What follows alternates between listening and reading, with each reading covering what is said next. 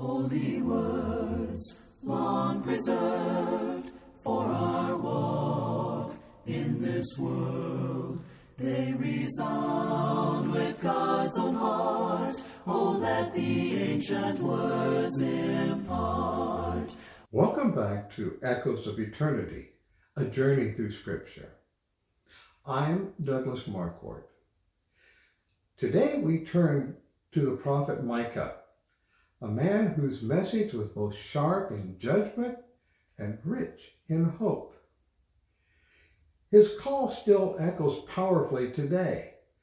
He said, "Seek justice, love mercy, and walk humbly with your God."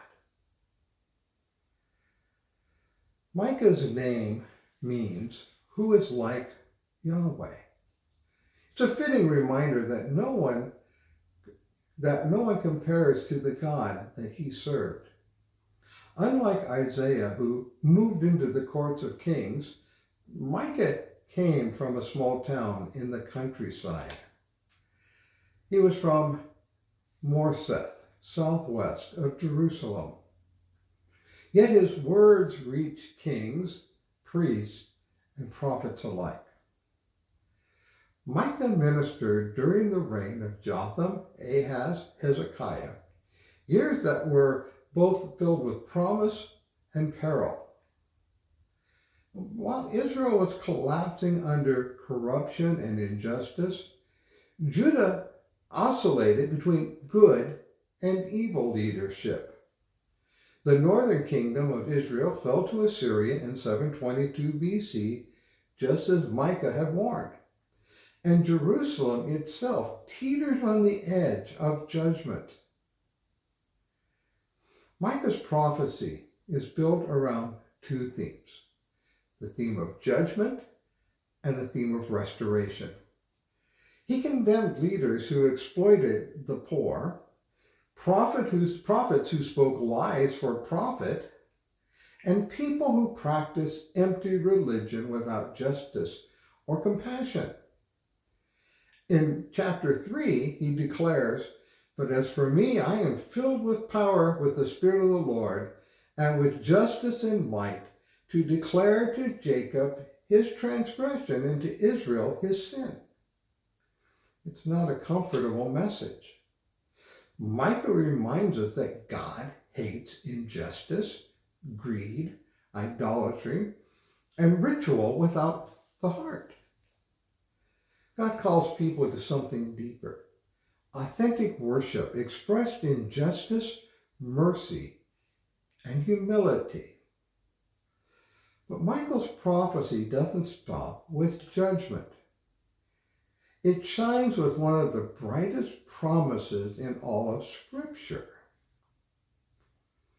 In Micah 5, we hear these famous words: "But you, Bethlehem Ephraim, though you are small among the clans of Judah, out of you will come for me one who will be ruler over Israel, whose origins are from old, from ancient times." You see, 700 years before the birth of Christ, Micah pinpointed not only the Messiah's birthplace, but his eternal nature. He says, out of Bethlehem, which is the least expected place, would come the shepherd king who would bring peace to the nations. Micah also points a vision of the future kingdom, of nations streaming to Jerusalem, swords being beaten into plowshares, and people living without fear. It's a picture of the reign of the Prince of Peace, the one whose kingdom will never end.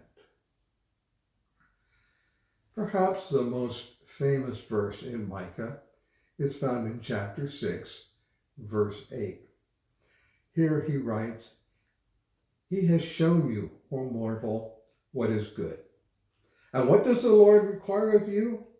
To act justly, and to love mercy, and to walk humbly with your God." This verse captures the heart of true worship.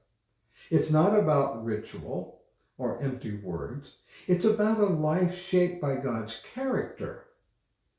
Justice is defending what is right. Mercy is showing compassion and forgiveness.